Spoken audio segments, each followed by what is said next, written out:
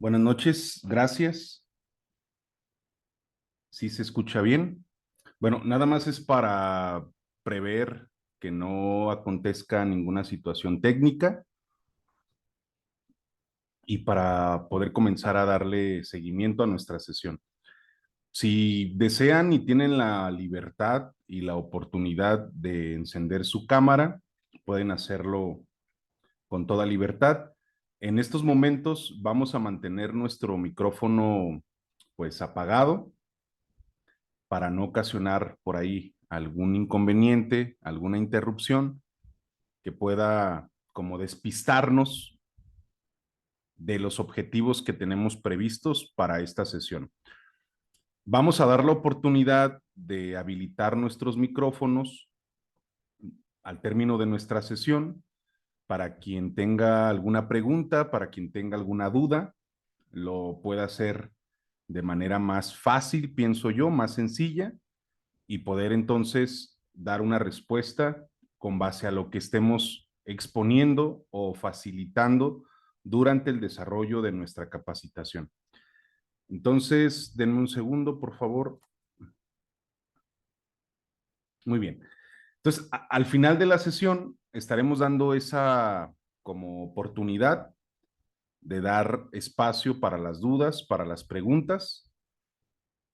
Pueden ir haciendo sus comentarios, sus aportaciones, para que esto se pueda ir como nutriendo y complementando. Nada más para otra vez volverlo a rectificar. El audio es de buena calidad para quienes sí me escuchan. Para quien tengan problemas con su audio, pues ahí habiliten su equipo, habiliten la función para que pueda ser más sencillo para cada una de ustedes. Entonces sí se escucha, ¿verdad? Bueno, si hay ahí alguna interrupción con nuestro audio, me lo hacen saber para poder abordarlo de una manera más inmediata. Bueno, sin más preámbulo, creo que esas son las recomendaciones más importantes para dar el desarrollo de nuestra sesión. El tema de esta noche, como ya lo han visto a través de las redes o a través de los grupos o del grupo al cual se unieron, se titula La infidelidad como un evento traumático. Entonces, evidentemente está asociado al tema de la relación de pareja o concierne a las relaciones de pareja. Para esto necesitamos identificar dos variables, las cuales me parecen de suma importancia y por supuesto las más relevantes. Previo a esto, me interesa hacer un paréntesis. Agradezco a las personas que por primera vez están dándose la oportunidad de estar en este espacio psicoeducativo. Veo por ahí algunos rostros que me son familiares, algunos rostros que me son conocidos. Les agradezco también a ustedes el que se estén dando una vez más la oportunidad de formar parte de estos espacios psicoeducativos, los cuales tienen el interés de formarnos e informarnos en temas relacionados con salud mental. El tema que atañe a esta noche se titula La infidelidad como evento traumático asociado principalmente o exclusivamente a las relaciones de pareja. Dicho de otro modo, a las relaciones sexoafectivas, hablando de esta consolidación o constitución de las relaciones amorosas. Las dos variables que entonces tendríamos que rescatar o que identificar son la infidelidad y lo que concierne al trauma. Hace algunos días una persona preguntaba por ahí a través de las redes y decía, ¿y este taller o esta conferencia, a manera de pregunta, crees que le pueda ser útil, Nahum, a quien fue infiel? El espacio de hoy no es para crear un juicio. O sea, aquí no vamos a hacer una discusión de si la infidelidad es buena o si la infidelidad es mala. Porque hacer una discusión en relación a aquellos temas asociados a la salud mental o al desarrollo psicoemocional, no podemos reducirlo o sintetizarlo a estas dos constituciones sumamente morales. O sea, que vayásemos a concluir al final de nuestra conferencia diciendo la infidelidad es mala o la infidelidad es buena. La infidelidad tiene que ser reprobada o la infidelidad tiene que ser permitida. La infidelidad no tiene que tolerarse, la infidelidad debe de perdonarse. Ese no es el objetivo principal. Tampoco es el objetivo hacer un juicio hacia las personas que en algún momento tomaron la decisión, se vieron involucradas o vivieron una situación de infidelidad dentro de sus relaciones amorosas o sus relaciones afectivas. Dicho de una manera probablemente más coloquial, el interés de la sesión no es crucificar, enjuiciar, pecaminizar la conducta de la infidelidad. Y cuando me refiero a pecaminizar, esto atañe a una situación totalmente ajena a la psicología, porque no habremos de hacer, vuelvo a reiterarlo y me disculpo por lo redundante que pueda parecer para la mayoría de ustedes, no vamos a generar un juicio de valor, quedarnos con una idea de si es mala o si es buena. Por eso, en estos precisos momentos, me interesa que rescatemos las dos variables más importantes que conciernen a nuestra sesión de esta noche, la infidelidad y el trauma. Quiere decir que para algunas personas vivir un evento relacionado con la transgresión a esto que conocemos o definimos como infidelidad puede resultar traumático, pero el análisis no va a parar ahí. El análisis de esta noche tiene que ir más allá.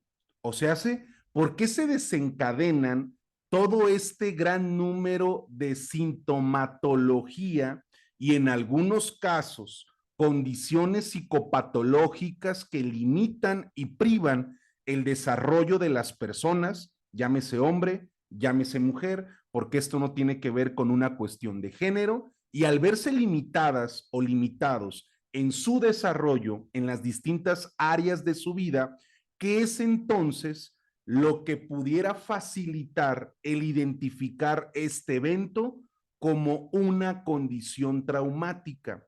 Ese sería nuestro objetivo, por decirlo de alguna manera, en donde nuestra atención tiene que estar invertida y poder rescatar esta idea que vamos a ir desmenuzando durante el desarrollo de nuestra sesión.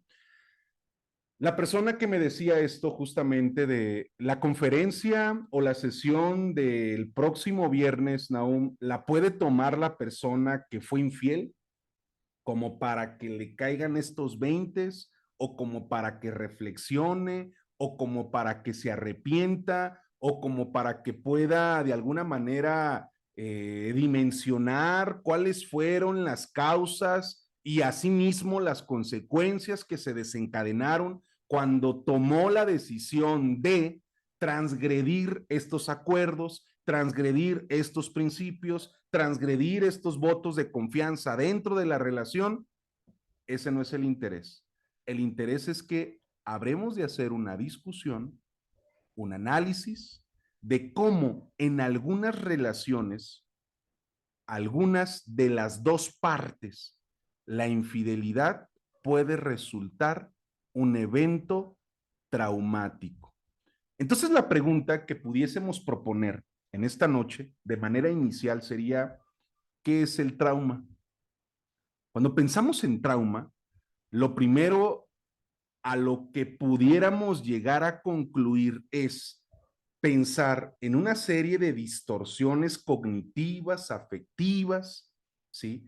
Que pueden generar toda esta, podríamos decir, como descompensación y desorganización emocional, cognitiva, intelectual, física, afectando todas las áreas de nuestro desarrollo interpersonal y que por ende nos volvemos disfuncionales ¿sí?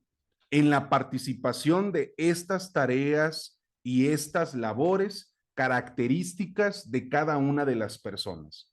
Pudiéramos pensar que el trauma es un evento sumamente significativo que de alguna manera, al no tener la capacidad de poder comprender, de poder dimensionar, de poder codificar esa situación, viene a generar estos estragos en mi persona. Hay una analogía que yo les pongo con regularidad a quienes han estado en otras sesiones conmigo y les digo, el trauma piensen que es lo siguiente. Si alcanzan a ver esta hoja de papel, ¿verdad? Sí es visible para todas y para todos. El trauma, quiero que lo entendamos, las invito y los invito a que podamos entender el evento traumático a través de la siguiente analogía. Es como si pudiésemos partir esta hoja, no nada más en 2 pedazos, sino en 4. No nada más en 4, pueden ser inclusive en 8, en otros casos. No nada más en 8 pedazos, sino inclusive en 16 pedazos. Y así sucesivamente en 32 pedazos, ¿sí? En 64 pedazos. Una vez que el evento traumático se ha presentado en la vida de las personas, ¿qué creen que necesitaríamos hacer en ese trabajo clínico a desarrollar? Entiendo que no todas las personas que están unidas a esta reunión son profesionales de la salud, estudiantes o afines a un área específica, ¿sí? Como psicología, medicina, trabajo social. No necesitan ser profesionales de la salud, tampoco ser compatibles probablemente a un perfil, a lo que estamos describiendo, sino tener únicamente ese interés de esto que estamos explicando o esto que estamos compartiendo. El trauma, entonces, apoyándonos en esta analogía que estamos describiendo, es partirnos en múltiples pedacitos. Y el trabajo clínico a desarrollar, por decirlo de algún modo, sería comenzar a unir. Yo no sé si este pedazo es compatible con este pedazo, como si fuera un rompecabezas. Y entonces, por más que yo me esfuerce en querer unirlo, en querer adherirlo, quizá para mí parezca, digámoslo, ¿cómo lo podríamos plantear? Como la parte que lo complementa y me atreva entonces como a pegarlo o a unirlo, pero no podríamos saber si esto desencadenará como al final ver en su complemento o en su totalidad la hoja, una vez reparada, cierto tipo de grietas o cierto tipo de alteraciones en la composición inicial de la misma hoja. Las personas viven exactamente lo mismo ante la presencia de ese evento traumático, porque más adelante haremos esta discusión de la diferencia entre la reconciliación y el perdón. Reconciliar no es sinónimo de perdonar, ni por esta reconciliación que en muchos casos se presenta posterior a este evento de la infidelidad, se tiene que entender o asimilar como un perdón dentro de las relaciones de pareja. También habremos de hacer una discusión en el que muchas de las ocasiones o en muchas relaciones estos eventos que pudieran tipificarse como desafortunados, como caóticos, como trágicos, pueden venir a provocar una proyección hacia un crecimiento y hacia un desarrollo. Nahum, ¿estás diciendo entonces que estás de acuerdo con la infidelidad? No, dijimos que no íbamos a crear un juicio de valor, sino que íbamos a hacer una discusión de este fenómeno de la infidelidad. Entendiendo entonces un poco la concepción de lo que pudiera representar un evento traumático y todas las consecuencias que se pudieran llegar a desencadenar por esta experiencia, vuelvo a reiterarlo, traumática, en esta descomposición, en estos múltiples pedazos, que fragmentamos de la propia hoja, la persona vivirá el grado, vamos a plantearlo en una idea un poco más concreta, el grado de dificultad, el grado de severidad, ¿sí? Que la persona viva en relación al evento de la infidelidad podrá ser diferente, podrá ser distinto en cada una de nosotras o en cada uno de nosotros. ¿Por qué? Porque lo que para ti representa la infidelidad, probablemente para mí no. Y desde este punto, creo que pudiéramos comenzar a tener cierto tipo de diferencias. Si tú y yo mantenemos una relación de pareja, para ti la infidelidad, ¿qué es?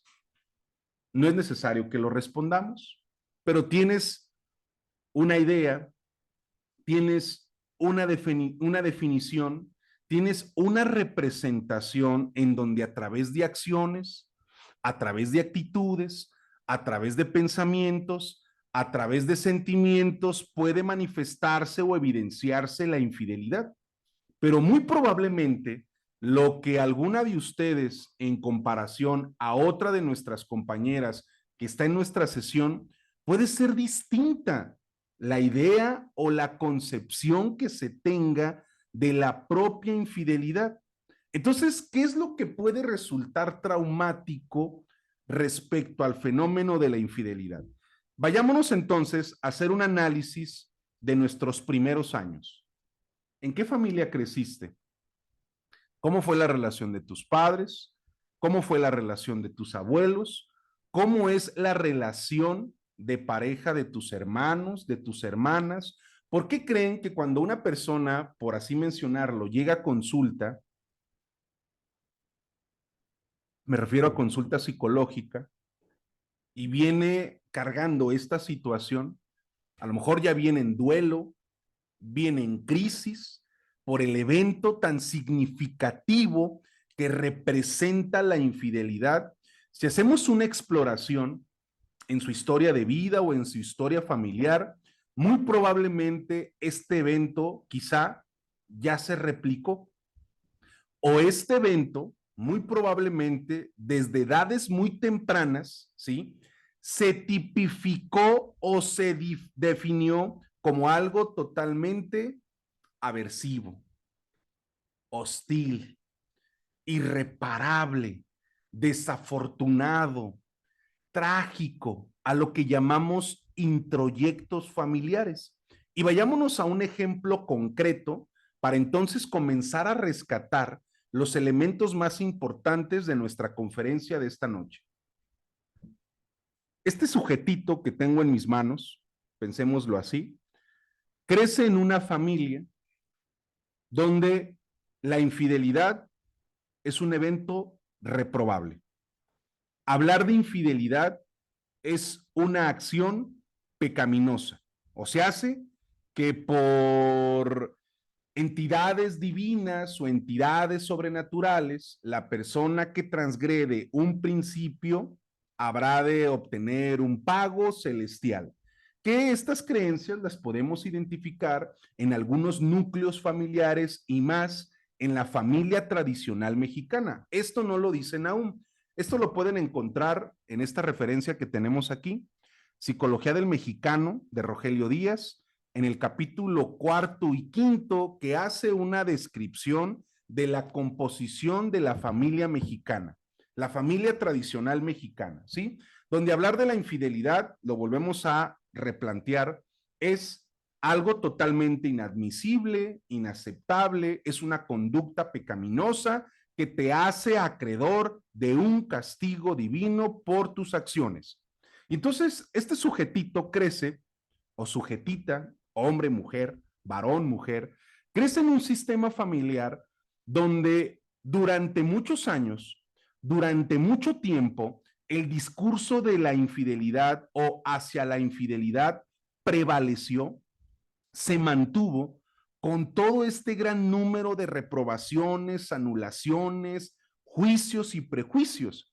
De hecho, me gustaría en estos momentos que todas ustedes y todos ustedes pensáramos en cuáles son aquellos adjetivos que se adjudican a quien toma la decisión de transgredir este principio dentro de sus relaciones. Y creo que ya les puede estar como haciendo ruido, ¿no? El lado izquierdo o el lado derecho.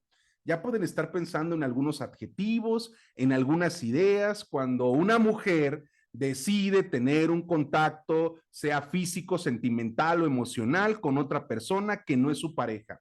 O cuando un hombre decide tener un contacto físico, sexual, emocional, sentimental, con otra persona que no es su pareja. Y si hacemos un análisis un tanto riguroso, nos podríamos dar cuenta que esto tiene ya una historia, no nada más familiar, sino social y cultural. Hay un escrito que me gusta mucho de Octavio Paz, escritor mexicano, que habla acerca del hombre machista. Este escrito este escrito de Octavio Paz hace un análisis muy riguroso en cómo el hombre es educado, en cómo el hombre es criado y es formado en este modelo de familia tradicional, donde ustedes muy probablemente ahorita estén como haciendo ese análisis, donde al hombre se le adjudican, por decirlo de alguna forma, cierto tipo de facilidades, cierto tipo de beneficios al obtener ese contacto con alguien que no es su pareja.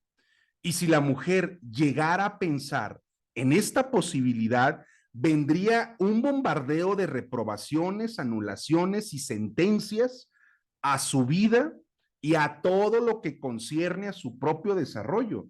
Digámoslo que el tomar una acción que transgreda este principio de fidelidad dentro de las relaciones de pareja, volviéndolo entonces una infidelidad, ¿sí? Pareciera que la mujer se ve sentenciada, pareciera que la mujer se ve anulada, se ve reprobada en comparación a las acciones que por supuesto algunos hombres o algunos varones también podrían tomar como una opción o como una posibilidad. No quiero extenderme mucho en este tema relacionado como a este análisis social o cultural respecto a la composición de la familia mexicana. Solo me interesó rescatarlo, mencionarlo, para poder desprendernos hacia lo siguiente. Lo que para ti es infidelidad, para mí no es infidelidad. Lo que para la sociedad en general o culturalmente es infidelidad, no es infidelidad para otras familias. Por eso, sin despistarnos del ejemplo que estábamos compartiendo, esta personita que creció, no lo olvidemos, ¿sí?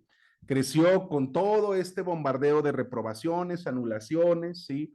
No tenía que ser algo aceptable, algo admisible. El hablar de la infidelidad era hablar de la atrocidad más grande habida y por haber dentro del sistema familiar, y sin darse cuenta, se le dio la consigna a este sujeto, pensando en los introyectos familiares. ¿Qué es un introyecto? Entiendo que no todas las personas que están acompañándome en esta sesión pues tienen una formación pues en ciencias de la salud y es válido. Justamente estamos aquí para aprender. Un introyecto es como si tuviéramos que casarnos, por decirlo así, con alguna idea o con alguna creencia. La idea o la creencia de qué? De que deben de tener hijos, por ejemplo. Muy probablemente esta idea prevaleció en el sistema familiar y ustedes, nosotros, nosotras, nos vimos obligadas o obligados a procrear hijos porque el sistema familiar así nos lo demandaba. ¿Cuál puede ser otro de los introyectos? Que en tu etapa adulta o en tu adultez, si prosperas económica, profesional o laboralmente, tienes la responsabilidad de hacerte cargo de tus hermanos o de tus hermanas. Son ejemplos. Son ejemplos como para ir familiarizándonos un poquito más con estos términos que estamos compartiendo. El término que compartimos fue introyecto. Entonces crecimos con introyectos. Estos introyectos familiares podríamos traducirlos como a imposiciones.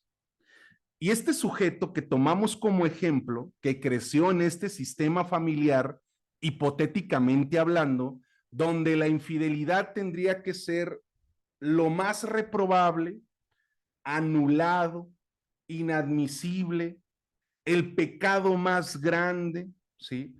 Y se tenía que cargar con todo este número de adjetivos calificativos a quien tomara la decisión de transgredir un principio de lealtad dentro de la relación de pareja.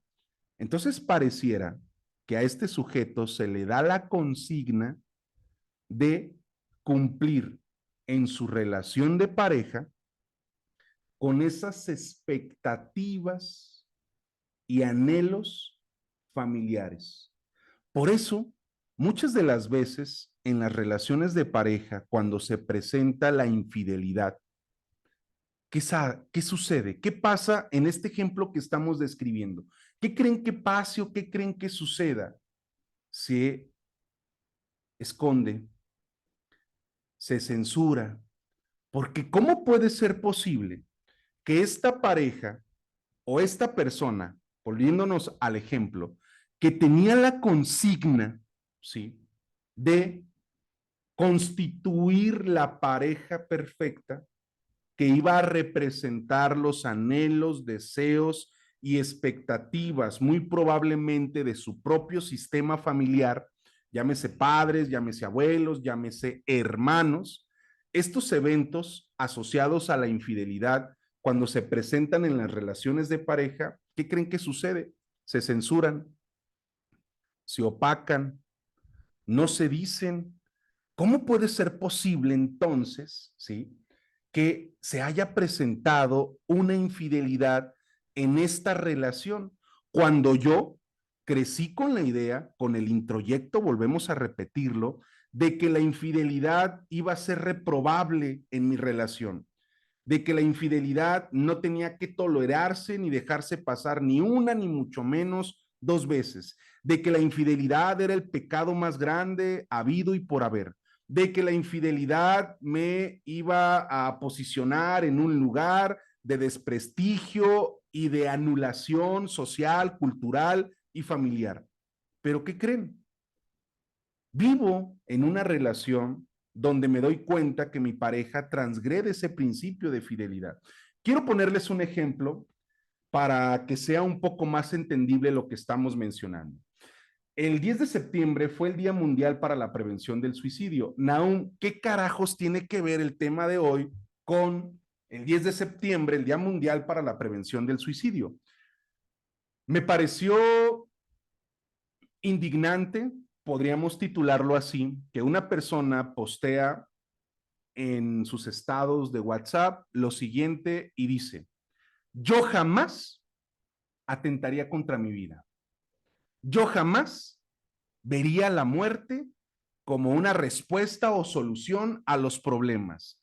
Yo jamás, ¿sí?, tomaría la decisión de pensar en autoflagelarme, ¿sí?, para responder a una situación, aunque fuese lo más dolorosa, como si eso fuera una decisión, como si la condición mental o emocional de las personas fuera una decisión. Espero que estemos como rescatando la idea, como el decir, yo jamás estaré triste. No sé si me estoy dando a entender con el ejemplo, ¿sí? Yo jamás estaré depresivo. Yo jamás tendré un ataque de ansiedad, tendré un ataque de pánico. Yo jamás me sentiré solo a partir de hoy, como si eso fuera una decisión, sin darnos cuenta que somos tan susceptibles a cientos y miles de situaciones, evidentemente, ¿no? Si hay factores protectores en nuestra vida, pues el grado de riesgo o la probabilidad a exponernos a esas situaciones, pues se reduce. Nahum, ¿por qué carajos estás proponiendo el tema acerca de el Día Mundial para la Prevención del Suicidio en relación al tema de la infidelidad como evento traumático? Como si alguien en estos momentos dijera, yo jamás le sería infiel a mi pareja. Yo jamás perdonaría una infidelidad. Yo jamás estaría con alguien que me fuese infiel o que ha sido infiel, como si eso fuera una decisión. Vuelvo a reiterarlo. Y espero que lo analicemos a partir de esta situación. A ver, Naum, pero aquí es donde importan mis principios, mis valores, mi formación. Bueno, y no nos hemos puesto a pensar justamente en estos introyectos que estamos mencionando, que justamente por ese yo jamás estaría con una persona infiel, cuando esa situación se presenta en tu relación, lo primero que solemos hacer es opacarlo, anularlo, no exhibirlo, probablemente soportarlo, normalizarlo, naturalizarlo, aunque venga una exposición física, emocional, intelectual y en todas otras áreas de nuestra vida. Esto no es una decisión como tal, porque no vamos a crear un juicio de valor para decir si es bueno o si es malo.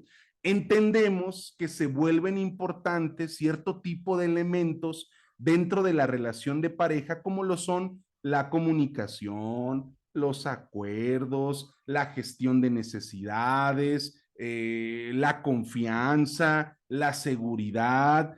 Hay parejas que pueden estar juntas o juntos, que es lo que con regularidad me toca ver en consulta, y algo que me parece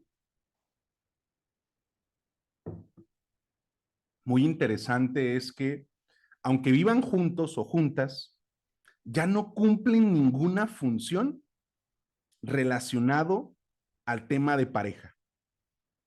Viven juntos, juntas, procrearon hijos, tuvieron un negocio, tuvieron un bien patrimonial, pero ya no cumplen ninguna función relacionado al tema de pareja.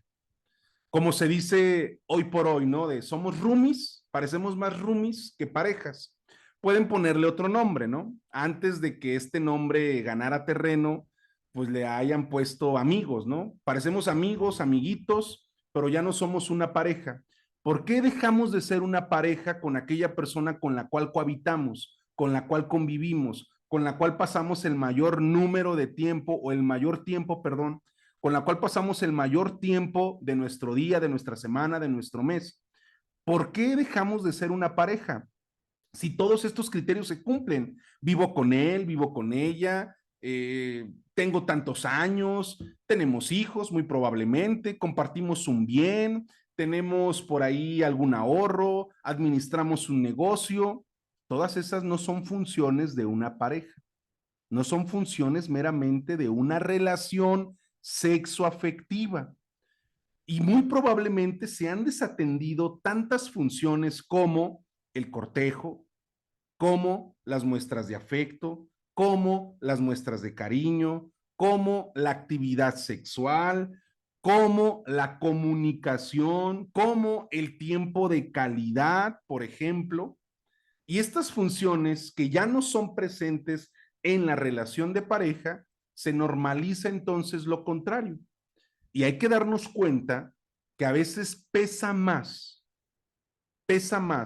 el seguir constituyendo esto como una relación, aunque ya no funcione como relación, que verdaderamente disponernos a gestionar un cambio, a hablar de un cambio, a hablar de una transformación. Y esto es lo que hace de alguna manera susceptibles a un gran número de relaciones. ¿A qué me refiero con susceptibles a un gran número de relaciones? Imagínense que ustedes y yo tuviéramos una relación laboral. Me gustaría que lo imagináramos así, ¿no? Ustedes y yo tenemos una relación laboral. Y ustedes me dicen, pues mira, Naum, es posible que tu sueldo no sea los fines de semana, ni cada 15 días, ni cada mes. Puede variar. ¿Cómo que puede variar? Sí, el sueldo puede ser a la mitad, una cuarta parte, a fin de mes, en 2 meses, en 15 días. Y tu día de descanso, pues tampoco. Tampoco no sabemos cuándo vayas a descansar. Sobre tus beneficios, conforme a la ley, pues tampoco. O no sé, ahí vemos con el paso del tiempo según tu desempeño, ¿sí? Y tus actividades, pues haz lo que quieras. De tus actividades haz lo que quieras. O si se me ocurre algo, yo voy como orientándote con base a lo que tendrías que hacer. ¿Cómo perciben esa relación laboral? ¿Sólida, congruente, objetiva, estable, responsable, consciente? No, ¿verdad? O sea, lo percibimos todo menos esto que acabamos de mencionar. Hay relaciones de pareja, como dice Adriana, justamente bajo este criterio que estamos mencionando o bajo estas características que estamos mencionando, que se asemejan de la misma manera. Sí estamos, pero me da flojera ya convivir contigo. Sí estamos, pero pues cada quien sus ocupaciones, ¿no? Cada quien sus actividades. Sí estamos, pero 50-50. Un kilo de tortillas, tú pones medio, yo pongo medio, y hacemos el kilo. Sí estamos, pero son tus hijos y a veces son mis hijos, pero no hay como una especie de responsabilidad, corresponsabilidad, que es responsabilidad compartida. Sí estamos, pero pues me la paso mejor con mis amigos y con mis amigas que con mi pareja, probablemente. Sí estamos, pero podemos pasar un año sin tener relaciones sexuales, ¿sí? Que no sé cómo le hagan, después me avisan, pero pues sí estamos, ¿no? Sí estamos, pero bajo este tipo de criterios o situaciones. ¿Cómo lo percibimos otra vez? Se dejan de cumplir con ciertas funciones. Y cuando se dejan de cumplir con estas funciones, comienza a haber cierto número de insatisfacciones. ¿Por qué insatisfacciones? Porque hay necesidades que no se están atendiendo. Y las necesidades no nada más son sexuales. Tampoco quiero que tengamos una definición o un panorama bastante reduccionista de las relaciones de pareja en pensar que el estribo o el pilar más fuerte de las relaciones de pareja es el tema sexual. Es importante, pero no podríamos decir que es lo más importante o que es lo menos importante. Simplemente es un pilar importante, así como lo económico, el tiempo de calidad, el afecto, los abrazos, el apapacho, la comunicación, la empatía, la solidaridad, el respeto. Estos son pilares o estribos dentro de la relación, pero no podríamos crear ese juicio y decir, es que ¿qué es más importante? No es que sea algo más importante y algo menos importante. Por eso, en las relaciones de pareja debería de existir esa tendencia hacia la armonía, hacia la congruencia o hacia la regulación de un todo. Hay un ejercicio que se hace, no lo vamos a hacer por cuestiones del tiempo, hay un ejercicio que se hace como una especie de ruleta, ¿no? Si ustedes dibujan un círculo en alguna hoja de papel y la dividen en 4 áreas o en 6 áreas, dependiendo, y a cada área de ese círculo le ponen una necesidad importante en su relación de pareja, pues más, vamos a hacerlo. A ver si puedo. Creo que no tengo lapiceras a la mano. No tengo lapiceras, se las debo. Pero imaginemos que dividen un círculo en 6 áreas, ¿no? No es necesario que lo hagan, si lo quieren hacer adelante. 6 áreas u 8 áreas, dependiendo. ¿Cuáles son las necesidades que para ustedes son importantes atender en su relación de pareja? ¿Sí? Pues la necesidad importante es lo económico, y hay quien diga, para mí lo más importante, Naum, es lo emocional. Necesidades. Cada quien percibe sus necesidades de forma distinta, ¿sí? Y como es un círculo, ninguna es más importante que la otra. Todas que son importantes. Pero sería interesante que identificáramos cuáles son las necesidades que son más importantes, al menos en el momento presente, atender. Sexual, afectiva, económica, patrimonial, tiempo de calidad, familiar, ¿sí? Actitudinal, hábitos. ¿Han tenido esta experiencia? Ustedes no, ¿eh? Ustedes no, ni sus exparejas, ni sus parejas, ustedes no.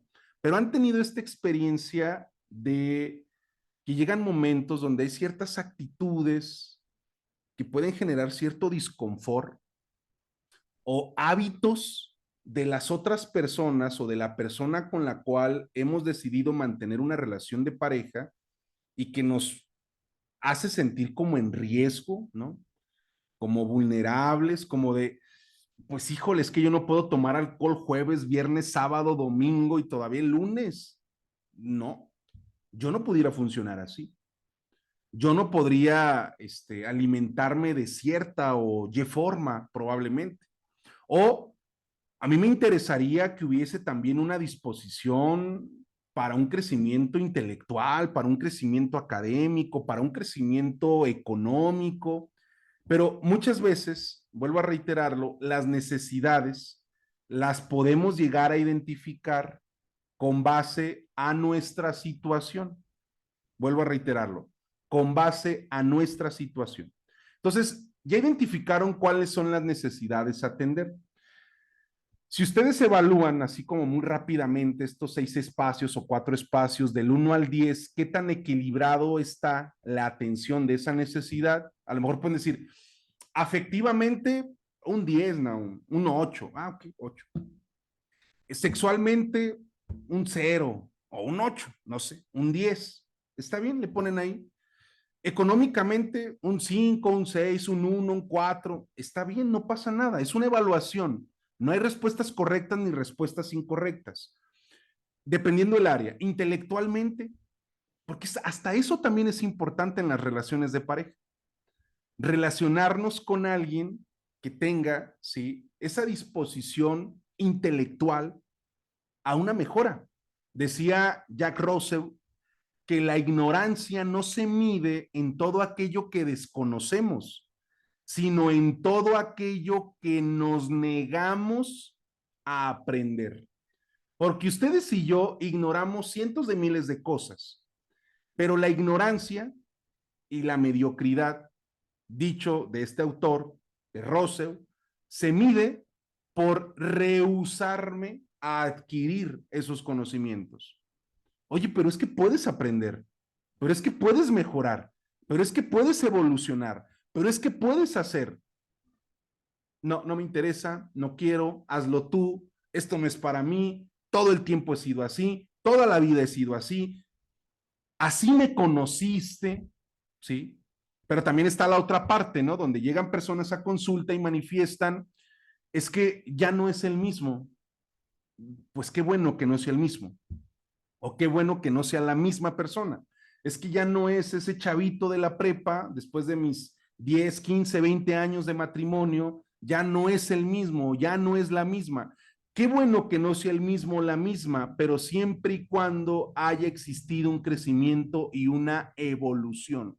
Dice este autor, Wayne Dyer, en su libro Zonas Erróneas, ¿sí? Dice este autor que el único criterio de vida es el crecimiento.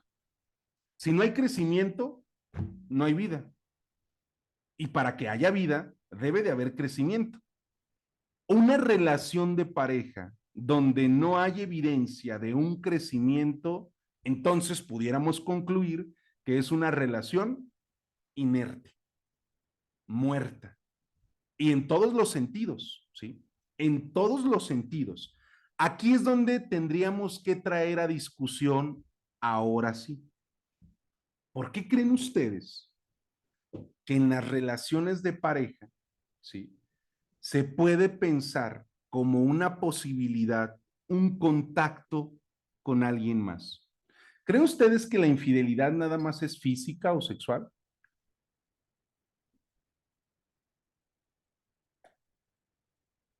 ¿No, Adriana?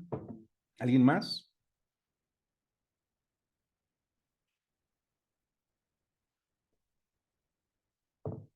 No, no, no nada más es física y sexual, ¿verdad?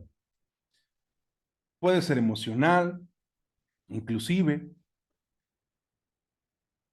Dice Nancy por ahí, la infidelidad hasta con el pensamiento. Hay parejas, volviendo otra vez como a la explicación, ¿sí? Hay parejas que al haber constituido una relación, estas parejas se nutren de expectativas y se nutren de una idealización continua. O sea, lo que yo espero de ti y lo que tú esperas de mí. Con el paso del tiempo, los objetivos cambian. Los hijos crecen, probablemente, los hijos se independizan. Entonces, muy probablemente, y digo probablemente, que sería lo ideal, cuando los hijos crecen y los hijos se llegan a independizar, pues llega un momento donde estas mujeres que dedicaron su vida a la crianza, al cuidado de los hijos, por haberse mantenido en pausa, veámoslo así, en un largo periodo, son mujeres entonces que buscan atender áreas, lo que habíamos mencionado hace unos momentos, ¿sí? Que se desatendieron por mucho tiempo. Yo tuve la experiencia de dar clases a nivel preparatoria, en preparatoria semiescolarizada en algún periodo, y me daba cuenta que cada vez más eran mujeres adultas las que querían concretar sus estudios de bachillerato, ¿sí? Mujeres adultas que sus hijos ya eran adolescentes, o sea, ya no dependían totalmente en cuidados, ¿sí? Básicos, por así decirlo, en necesidades básicas para su supervivencia. Y estas mujeres, en ese discurso que compartían era, es que yo siempre había querido hacer esto. Yo siempre había querido estudiar mi prepa, yo siempre había querido estudiar diseño, yo siempre había querido estudiar estilismo, yo siempre había querido estudiar maquillaje, yo siempre había querido estudiar un posgrado, un diplomado, una licenciatura, yo siempre había querido viajar, yo siempre, y esto que hablo referente al tema de las mujeres, no es porque esté olvidando la participación de nuestros compañeros varones, es porque culturalmente y socialmente, vuelvo a repetir, el rol de la mujer, ¿sí? El rol de la mujer se redujo al hogar, se redujo a casa. Entonces, toda esa participación y todo ese número de deberes y obligaciones, perdón, a los cuales se debía atender, la separó o la ausentó de todas estas áreas que eran importantes para su desarrollo. Relaciones interpersonales, relaciones laborales, independencia financiera, independencia intelectual o académica. Por eso hoy por hoy vemos a mujeres cada vez más competentes, no porque nunca las haya habido, sino porque el sistema no facilitaba hacia esa proyección. Eran mujeres que criaban a sus hijos y posteriormente criaban a sus nietos y morían criando hijos, nietos, sobrinos y otro que se le cruzara ahí, también lo criaban, porque el sistema las obligaba a eso, a participar única y exclusivamente a actividades del hogar. Oye, Naun, entonces estás diciendo que es malo que me dedique a actividades del hogar. No, no estamos haciendo un juicio de valor hoy. A mí también me encanta cocinar, a mí también me encanta barrer, yo también tengo que lavar mi baño, yo también tengo que trapear, yo también tengo que lavar los trastes en donde cocino o en donde como. Y esto no tiene que ver con un rol de género, esto tiene que ver con la manifestación de un adulto independiente y funcional. Pero el sistema en su momento nos obligaba y nos daba esta sentencia a tener que dedicar nuestra vida y gran parte de nuestros años a esto. Por eso, estas mujeres en edades maduras, y cuando me refiero a edades maduras, según Diana Papalia, en su teoría del desarrollo humano, ella habla de la madurez. Cuando hablamos de una mujer madura o de un hombre maduro, es porque ha superado ya la edad adulta temprana. La edad adulta temprana está desde los 20, según Diana Papalia, una pionera del desarrollo humano, desde los 20 hasta los 40 años. Por eso, cuando estamos rasgando los 40 años, 37, 38, 40, podríamos hablar ya de un hombre adulto maduro, maduro en años, ¿eh? No nos, ¿cómo le iba a decir? No nos confundamos en el análisis, ¿sí? Maduro tiene que ver con la edad, ¿sí? Puedo tener 40 años y que mi mamá me siga lavando, planchando y todo lo demás. Pero me refiero al tema de la edad. Cuando hablamos de una mujer madura y un hombre maduro, es cuando están rasgando ya los 40 años, que es la edad adulta intermedia. Y por eso cada vez más vemos a mujeres maduras acercándose a esta edad que quieren iniciar una vida laboral independiente, que ya no quieren dedicarse al tema de la casa. Y si lo hacen es como una respuesta de una adulta funcional, ¿sí? Pero culturalmente se cree que los hijos tienen que salvar a la mamá, tienen que rescatarla de la vida laboral. Culturalmente, en este libro que les recomendaba, de Rogelio Díaz, Psicología del Mexicano, es, mamá, tú no tienes por qué trabajar. A ver, es que no siempre se tiene una vida laboral por necesidad económica, sino por necesidad intelectual, sino por necesidad profesional, por una satisfacción profesional. Que si esto trae una remuneración económica, por así decirlo, pues bueno, también es válido. Pero por eso cada vez más estas mujeres buscan estas posibilidades económicas, financieras, intelectuales, laborales, y ahí es donde se cruza relaciones extramaritales o relaciones alternas o relaciones fuera de su relación de pareja que constituyen. Porque estas mujeres, en esta descripción que hace el autor, son mujeres jóvenes que se casaron en la adolescencia, a sus 16, 17 años, 18 años, ya estaban procreando un hijo, luego vino el segundo hijo, luego vino el tercer hijo, quizá, luego vino el cuarto hijo, probablemente. Entonces, son mujeres que constituyeron una relación de pareja muy jóvenes, en la adolescencia inclusive, ni siquiera siendo adultas. Entonces, esto lo pudiéramos considerar, ahí es otra referencia que tengo acá. Acá la tengo. Ay, acá está. Yo sexo, tú sexo, nosotros. Esta referencia que tengo por acá, esta autora, que tiene muchas consonantes, que se llama Viviane Irayat, dice que estas mujeres pudieron haber vivido un desfase madurativo. ¿Cómo un desfase madurativo? ¿Sí? Siendo adolescentes tuvieron que criar a sus hijos. Siendo adolescentes tuvieron que dedicar su tiempo, su fuerza, su conocimiento a mantener probablemente un hogar, a consolidar una familia o a constituir una familia.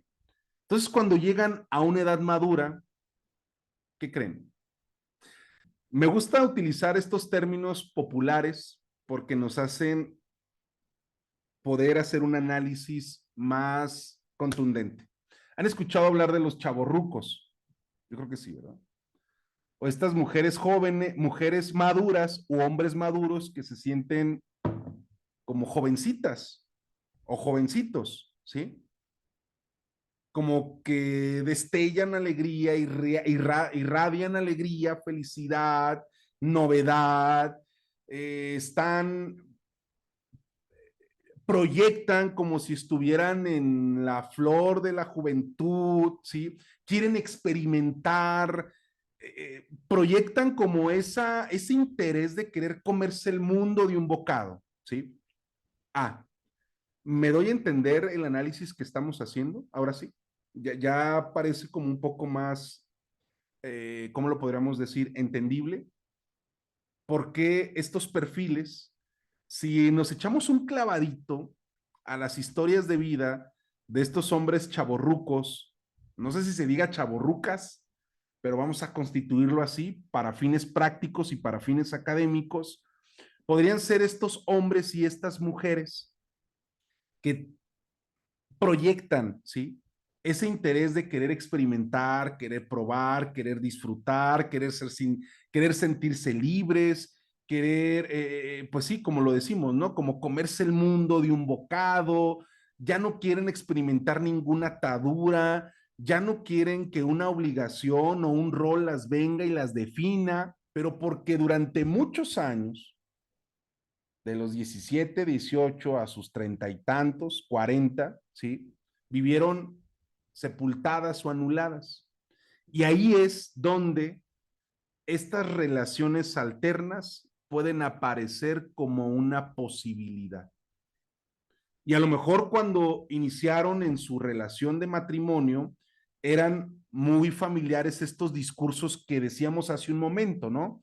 Yo jamás voy a ser infiel. Yo jamás engañaré a mi pareja. O señalábamos, ¿no? De mira, me enteré que él o ella se dedicó a tener un contacto, ¿sí? Se dedicó a tener una relación. Dice Alma, entonces a esa edad se da más la infidelidad. No hay una edad como un criterio, pero podríamos decir que hay una correlación, Alma. No estoy en posición de decirlo porque hay quienes hacen un análisis diferente respecto al fenómeno de la infidelidad. No podríamos decir, sí, hablamos de contexto, Samantha, no es decir que a los 30 y tantos, 40 son infieles. No, no, no, no. No es un tema de edad. La infidelidad no es un tema de edad como tal. De hecho, tendríamos que entender o que definir lo que es para ti la infidelidad, lo que dijimos al inicio. Si para ti la infidelidad es que tu pareja se texte con alguien más, pues es respetable. Si para ti la infidelidad es que tu pareja no nada más texte, corteje a alguien más, es respetable. Si para ti la infidelidad ya es un contacto físico, o si para ti nada de esto de lo que hemos dicho es infidelidad hasta que no se concrete el acto sexual, pues también. Si para ti la infidelidad es que tu pareja vea pornografía, no lo sabemos. Por eso no estamos hablando de una correlación entre la infidelidad, porque tú que estás presente en esta sesión, todas nosotras, todos nosotros que estamos presentes en esta sesión, tendríamos que primero definir qué es la infidelidad para mí. Y lo que estamos mencionando es que estas condiciones o situaciones de vida de estos perfiles o determinadas personas hacen a este hombre o a esta mujer más susceptibles a poder tener un contacto con alguien más. Contacto justificado por esta intención de querer experimentar, de querer probar, de querer buscar otras alternativas. Como consolidaron su vida en pareja desde los 17, 18 años y toda su vida se dedicó a la crianza y a la educación y a tareas y actividades meramente del hogar, entonces estas actividades las ven como una oportunidad. El problema es asociar la infidelidad como desamor. Esto es más un análisis cultural, social y familiar. La infidelidad no es una expresión de desamor, y a veces queremos como hacer una combinación o una mezcolanza, ¿sí? Pensar que el amor y la fidelidad son sinónimos. No, la infidelidad o la fidelidad, perdón, la fidelidad y el amor son sinónimos. La fidelidad y el amor son condiciones totalmente independientes. El amor, aunque es importante para nuestras relaciones de pareja, el amor no garantiza el bienestar o la estabilidad económica, ¿verdad que no? ¿O sí? Pregunta, ¿el amor garantiza la estabilidad económica? No. Pero si se tiene amor, ¿por qué no se puede garantizar la estabilidad económica? ¿O por qué no se puede garantizar la estabilidad patrimonial. El amor no garantiza la procreación de hijos, tampoco.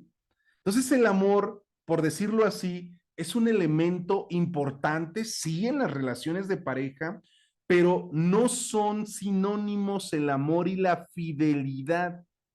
Pero como a nuestro juicio nos es sencillo poder crear este juicio, o sea, si yo vivo en una situación donde él o ella tomó la decisión de transgredir este principio de fidelidad, por consiguiente ya no me amas, porque es una manera de evadir o de renunciar a la posibilidad de afrontar esta situación. Y para poder familiarizarnos un poquito más con esta exposición del trauma, cuando la fidelidad se presenta en las relaciones de pareja, pueden existir dos condiciones de manera casi inmediata. La primera condición es que se busque una separación repentina, ¿sí? Una separación inmediata. ¿Por qué? Porque en toda mi historia de vida, yo me dije que yo no iba a tolerar, que yo no iba a perdonar, que yo no iba a justificar, que yo no iba a consentir, que era lo más transgresivo, aversivo, hostil, inhumano, miserable, que podía pasarme a mí como hombre o a mí como mujer. Entonces, como una respuesta inmediata, ¿sí? Puede llegarse al término de la relación.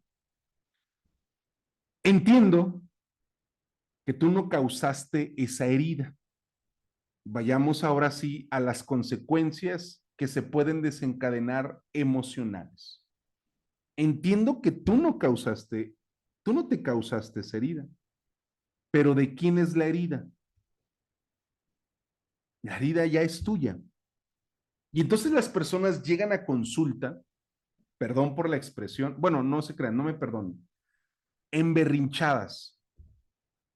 Las personas llegan a consulta emberrinchadas, queriendo entender el por qué se tomó esa decisión de transgredir algo tan significativo como su relación o su matrimonio. Si teníamos hijos, si teníamos hijas, si teníamos coches, si teníamos casas, si teníamos viaje, si teníamos familia, si teníamos planes, si teníamos proyectos. Entonces las personas llegan emberrinchadas queriendo que esa persona que tomó la decisión de transgredir estos principios de fidelidad, vuelvo a reiterarlo, se haga cargo de mi sufrimiento o de mi padecer. Y esto es lo que puede detonar una condición traumática. Y quiero hacer un paréntesis importante. El trauma no es esa persona que vemos golpeándose como en las películas, ¿no? La cabeza, esa persona que sale gritando a la calle, corriendo, llorando, jalándose los cabellos. El trauma no es esa persona que escucha un ruido y llora y busca la manera de autoflagelarse o autoagredirse. No. ¿Han escuchado esta expresión o esta manifestación de me da miedo volver a relacionarme con alguien más? ¿Se han escuchado estas expresiones? ¿Me da miedo a que me pase lo mismo? Les pongo un ejemplo. Se casan por la iglesia, hacen una fiesta en la playa grandísima, ¿sí? Invitan a todos sus cuates, a todos sus amigos, ¿no?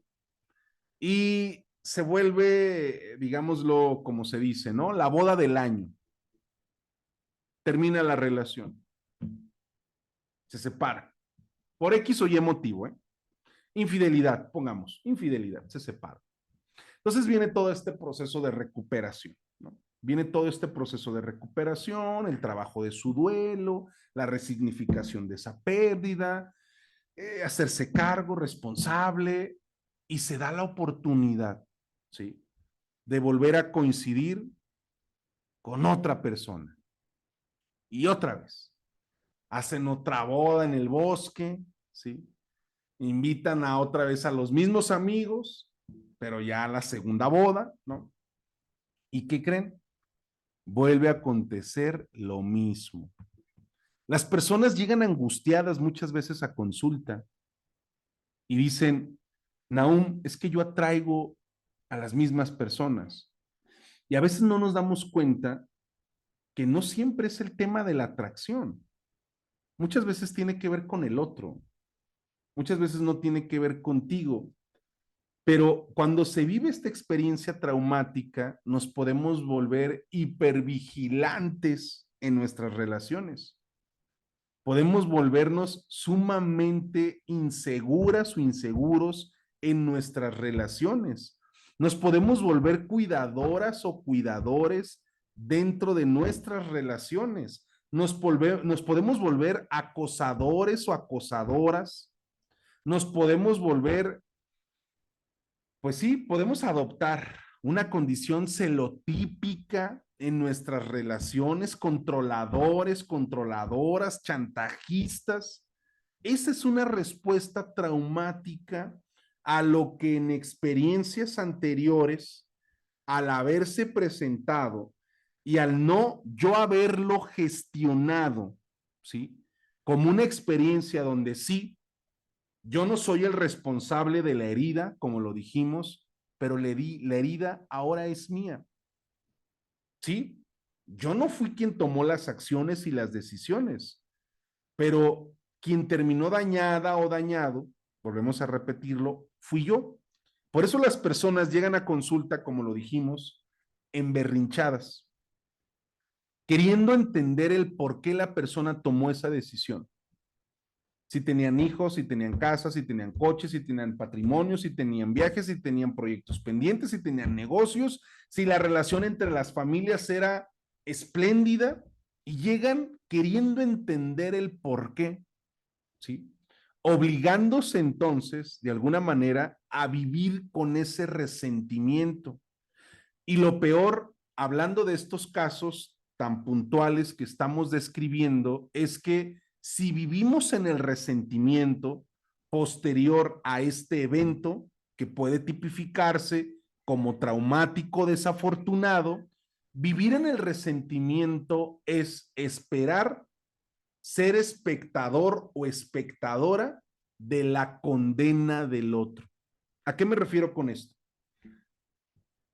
Me interesa ser espectador o espectadora de lo mal que le va a ir.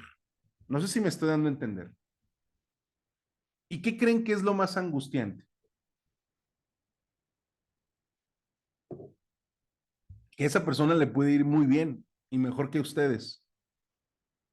Le puede ir fenomenal.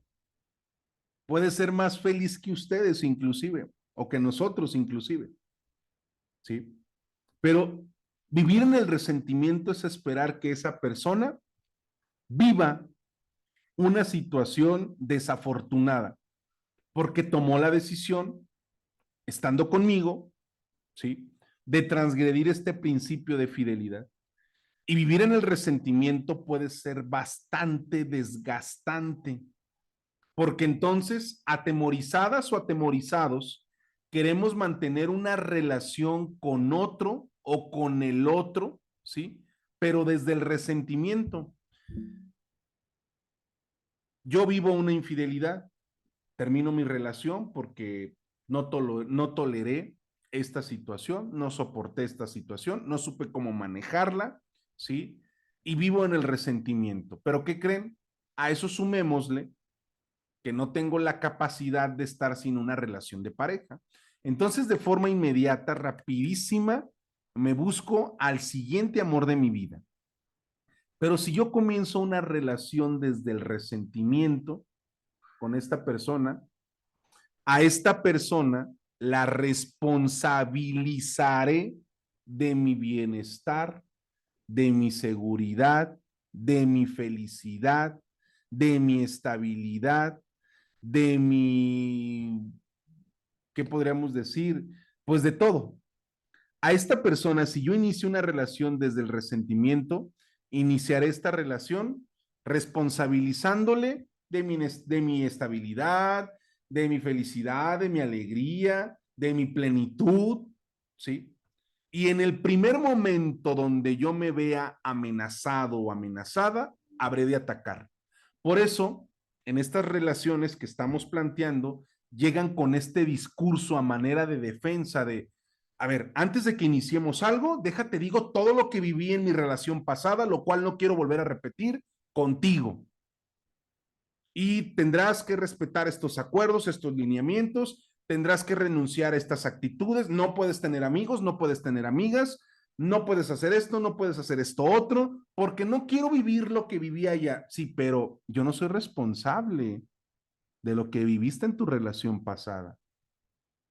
Yo no puedo hacerme cargo de lo que el otro, la otra persona hizo en esa relación que tú mantuviste. Y entonces proponen un gran número de, digámoslo, acuerdos, lineamientos, ¿qué podríamos decir? Hasta obligaciones dentro de la relación de pareja por lo que se vivió anteriormente. Pero yo no puedo hacerme cargo de eso. Esa es una manifestación muy evidente de cómo intentamos dar inicio a otra relación desde el resentimiento, cuando tendríamos que procurar no olvidar. Olvidar, vuelvo a reiterarlo, ¿sí? Cuando intentamos olvidar un evento desafortunado, nos lastimamos. Y esto podría entenderse más como un mecanismo de defensa, de negación, de resistencia. Y olvidar no es la ruta para poder sanar. No, porque nuestra vida está construida a través de recuerdos, a través de experiencias. Entonces, el intentar olvidar es restarle sentido a nuestra propia existencia, a nuestra propia vida, aunque haya sido un evento afortunado o desafortunado. Y aunque esa herida que se hizo al haber cicatrizado, por así mencionarlo, ya no te define. Hagamos un ejercicio. Identifiquen una cicatriz dentro de su cuerpo físicamente, en sus manos, en sus dedos. Yo por aquí tengo como dos o tres. ¿Sí? Identifiquen una cicatriz. ¿Sí? Pregunta, quiero pensar que la mayoría que estamos aquí presentes, esa cicatriz que están observándose, no se la hicieron ustedes, ¿verdad? O sea, no tomaron un vidrio y se cortaron. No tomaron un cuchillo y se cortaron. Probablemente, ¿sí? Se cayeron, los aventaron, se resbalaron, intentaron trepar una barda, un árbol, en algún accidente, ¿sí? Pero ustedes se tuvieron que hacer cargo de qué? De curarla, de atenderla, de poder a lo mejor proteger esa herida para que no se infectara y no desencadenara otro tipo de situaciones que pudiera, perdón, poner en riesgo mi condición física, mi condición de salud. Y entonces el ver esa herida en estos momentos, la herida que tenemos ahí, y recordar cómo pasó, qué fue lo que sucedió, ¿sí? Nos puede llevar justamente a esa situación específica, pero no por ello, que sería lo ideal dentro de este proceso, no por ello dejaron de subirse a la bicicleta, ¿verdad? O no por ello dejaron de patinar, no por ello dejaron de hacer ejercicio. Cuando se cayeron en la escuela, en el recreo, en el receso y se rasparon, ya no volvieron a disfrutar de los recreos y de los recesos. Quizá en primera instancia ya no corrieron, revisaban sus agujetas, ¿sí? A ver si estaban bien sujetadas, se pusieron tenis más cómodos, aprendieron, ya no volvieron a correr en tacones o en sandalias o descalzos, ahora aprendieron a poder cuidar un poco más, ¿sí? Referente a esta actividad, ya no se treparon al árbol de manera a lo mejor, digámoslo, como muy arrebatada, ahora ya se pusieron algunas protecciones para andar en bicicleta. Lo mismo pasa en las relaciones de pareja. Sí, viviste una situación desfavorable en tu relación pasada. Pero si nos preguntamos el por qué, si todo el tiempo estamos preguntándonos por qué, por qué, por qué, por qué, por qué, siempre esto abrirá un abanico de más preguntas, las cuales seguramente nos llevarán a respuestas que generen otras preguntas y habrán de detonar situaciones de crisis bastante severas. Ante la pérdida, siempre deberíamos de plantearnos la pregunta ¿para qué? No por qué. Es una pregunta, una persona que nos dice por qué, o al preguntarnos nosotros por qué me fui infiel, nos lleva a otra pregunta o a una respuesta que desencadenará otra pregunta. ¿Por qué? ¿Para qué? ¿Para qué sucedió esto? Para yo aprender, para yo identificar, para yo darme cuenta de que la relación entonces ya había un periodo de deterioro significativo y entonces hacerme responsable de la parte que me toca. Hace unos días un usuario me decía lo siguiente: es que Nahum, yo intentaba terminar en buenos términos con mi pareja. Y yo le decía, ¿desde cuándo el terminar una relación se puede volver en buenos términos? Hay que entender que es respeto, claro. Hay que entender que podemos terminar una relación desde el respeto, desde la empatía, ¿sí? Pero cada quien se llevará su propia responsabilidad. Y cuando cada quien abraza su responsabilidad, ¿sí? Pueden ser eventos dolorosos o desafortunados. Pero terminar una relación en buenos términos no significa, ¿sí? Que no duela, que no lastime o que no nos incomode. Yo algo que le sugiero regularmente en consulta a algunos usuarios o usuarias es, hay dos tipos de dolor: el dolor que esclaviza y el dolor que libera. Si quedarte en esa relación después de este evento te va a esclavizar, no te quedes entonces. Por eso a veces me preguntan, oye, Naún, entonces, ¿es bueno perdonar una infidelidad? Si tienes la capacidad de perdonar, puedes quedarte. Pero estos introyectos familiares, sociales o culturales a veces son más aversivos y tienen mayor peso con base a lo que tú verdaderamente quieres y puedes. Entonces quiere decir que después de una infidelidad tendríamos que terminar la relación. Si no estás preparada para vivir, que nadie está preparado evidentemente, pero si no estás preparada o no estás en la disposición de poder atender una situación como esta, claro está que para esto existen diferentes tipos de recursos: un acompañamiento tanatológico, asistir a consulta psicológica, la adquisición de bibliografía que nos permite entender esta situación que estamos viviendo. Porque en esta otra manera de ejemplificar la infidelidad que estaba pendiente por compartirles es que cuando se ha vivido la infidelidad, entonces, en muchos de los casos, la persona que decidió ser infiel pasa a ser un subordinado dentro de la relación. Comienza a vivir bajo el yugo de la otra parte. Entonces se vuelve una dinámica en donde el goce perverso del otro está en la insatisfacción del otro. Hace unos días una usuaria me compartía que vivió pues una crisis muy fuerte. Esta usuaria que comienza a ir a consulta toma la decisión de ir a consulta porque a su pareja, perdón, le encuentra un chat donde había como pláticas referente al tema de lo sexual, experiencias, fantasías, ¿sí? El discurso de su pareja es: no pasó nada más allá de lo que puede estar expresado en el chat, no hubo un contacto con esa persona, ¿no? Entonces, esta persona comenzó a desencadenar conductas nocivas y lascivas para ella misma. ¿De qué forma? Creó otro perfil de red social para poder comenzar a vigilar a quién creen, a la otra persona con la que se escribió su pareja. ¿Sí me doy a entender? Se hacía pasar de como un amigo para comenzar a rescatar toda la información que su pareja actual había decidido no entrar en detalle, no compartirle como tal, ¿sí? Entonces, ella crea un perfil, desde ahí estamos hablando de una exposición, porque beneficio no vamos a obtener.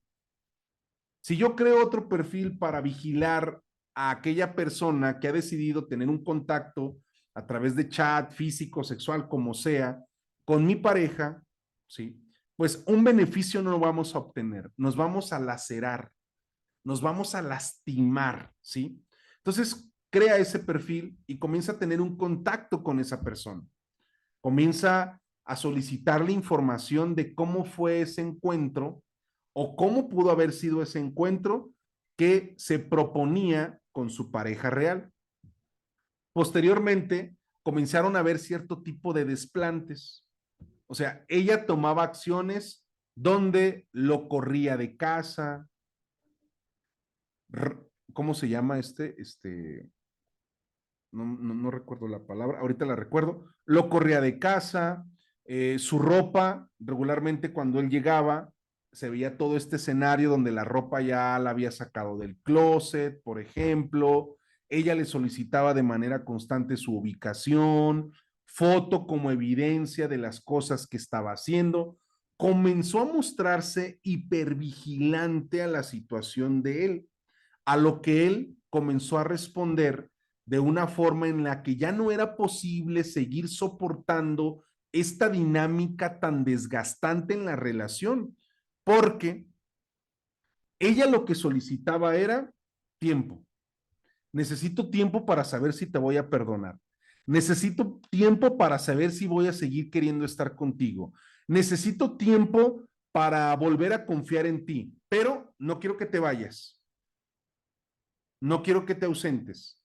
Quiero que estés aquí recibiendo mis castigos, mis desplantes, mis desaires. No sé si me estoy dando a entender con esta nueva dinámica o con esta dinámica donde muchas veces cuando una de las dos partes ha sido infiel dentro de la relación, pasa a ser un subordinado y vivir bajo el yugo de la otra parte, donde pareciera que a él o a ella se le adjudica o se le da el poder o la posibilidad de castigar, de humillar, de controlar la vida del otro.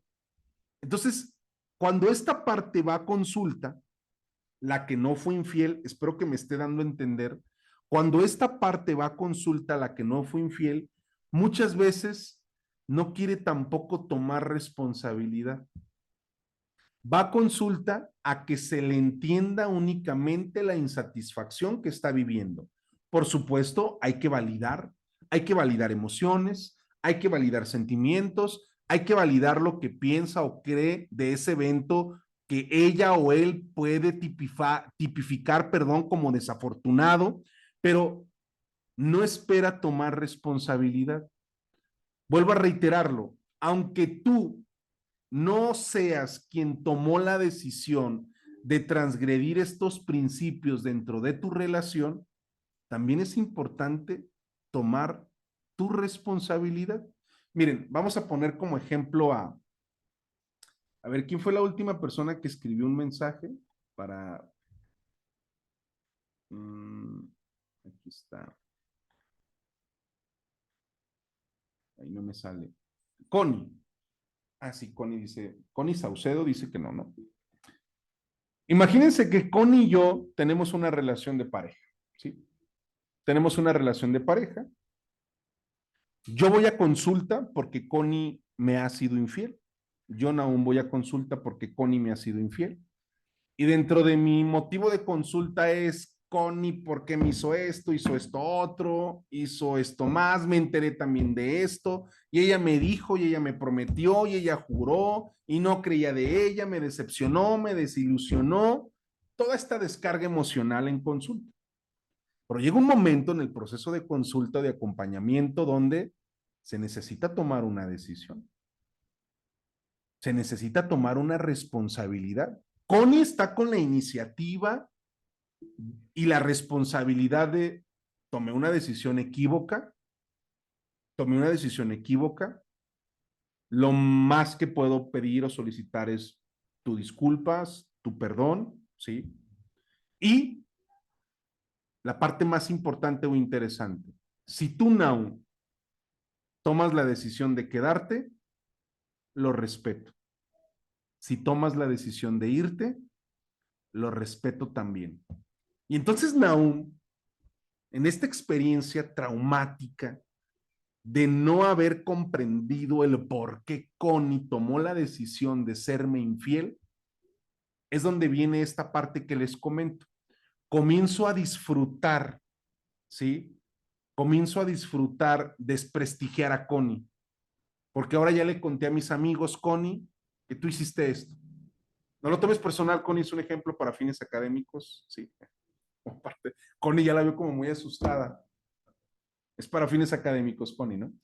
Ya lo publiqué en todas mis redes sociales, que Connie me engañó, que Connie es esto, que Connie es aquello.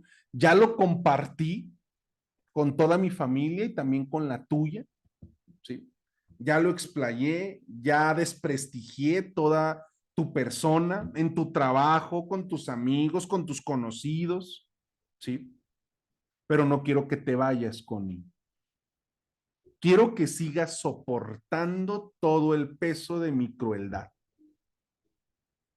porque también no quiero yo tomar una responsabilidad, porque también pareciera entonces que estoy disfrutando, ¿sí? No es venganza, Alma. Ahí todavía no es venganza. No es venganza, ¿sí? No es venganza, porque yo puedo decir, yo jamás te haría esto. Yo jamás hubiese hecho esto. Jamás te haya decepcionado de tal magnitud. No puedo creer esto. Y sigo pidiéndote por qué, ¿sí? ¿Por qué lo hiciste? ¿Por qué lo hiciste? ¿Por qué lo hiciste? Y Connie dice, Naum, pero ya te expliqué 300,484 veces por qué lo hice.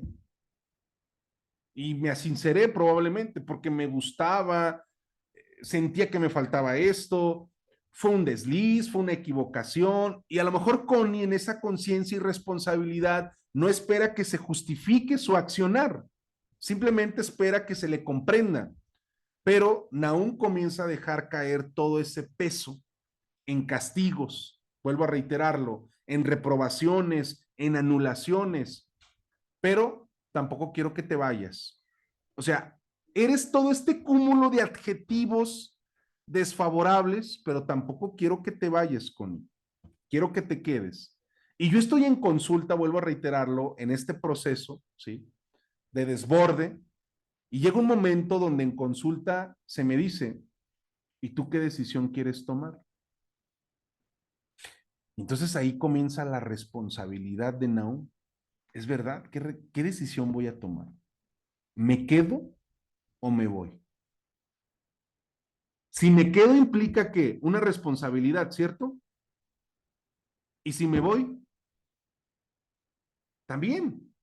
El quedarme implica una responsabilidad y el irme implica también otra responsabilidad. Y a veces esto ya no tiene que ver con Connie. Y es la etapa del resentimiento que no solemos comprender, porque queremos que Connie pague algo, pero no sabemos qué. Ya la humillé, ya le grité, ya la desprestigié, ya le expuse en redes sociales, ya le dije que es lo peor, pero tengo la sensación de que Connie debe de pagar algo, pero no sé lo que es. Y eso es vivir en resentimiento. Ojo aquí, puede haber una reconciliación, mas no el perdón. Con y yo podemos tener un encuentro sexual, con y yo podemos irnos a cenar al mejor restaurante que a mí me gusta, con y yo podemos tener esta celebración de cumpleaños que tanto habíamos planeado, la íbamos a concretar y podemos pasarlo fabuloso. Puede haber otra vez, ¿sí? Una reconciliación, pero no meramente un perdón. Y aquí es donde se vuelve importantísimo el trabajo individual. Aunque tú no te provocaste la herida ahora es tuya y tienes que hacerte responsable de esa parte. Y es donde comienza el trabajo. Si me quedo, implica una responsabilidad. Si me voy, también implica otra gran responsabilidad. No puedo quedarme, ¿sí? No puedo quedarme a ser yo el verdugo de Connie. Y si me voy, tampoco puedo, ahora sí, ¿cómo lo podríamos decir? Envolver mi vida en resentimiento, porque si me atrevo a iniciar mi próxima relación desde el resentimiento, va a pasar justamente lo que mencionamos hace unos minutos atrás. Daré la responsabilidad al otro de que me cure, de que me sane, de que me proteja, de que me haga, de que me cuide, de que me salve, de que me oriente, de que esté todo el tiempo conmigo. Por eso comparamos o comienza esta dinámica de comparación. Es que mi pareja anterior era así. Y es que mi pareja anterior no hacía esto. Y es que mi pareja anterior nunca le permití esto, o le permití esto y no quiero que se replique acá tampoco, o es que mi pareja anterior vivía estas situaciones, como si mi pareja anterior comenzara a ser una especie de modulador a mi relación actual, y eso contamina nuestra relación presente, porque intentamos dar inicio a una relación desde el resentimiento. Y eso no es justo para la nueva pareja, exactamente. Por eso llegan a consulta y aún es que todas las parejas se van, como que no quieren hacerse cargo de mí, o esto que le llaman, ¿no? Las red flags o las banderas rojas.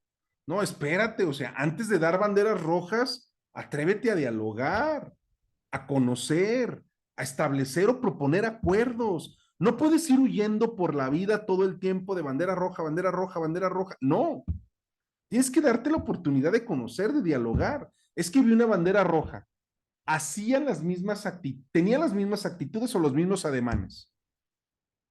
Y para mí eso fue una bandera roja. No, no podemos reducir las relaciones interpersonales a este tipo de determinaciones. Y evidentemente, Alma, no sería justa la situación para la otra parte. A ver, vayamos al tema de al apartado de las preguntas, iba a decir tema, ¿no? Al apartado de las preguntas. A ver,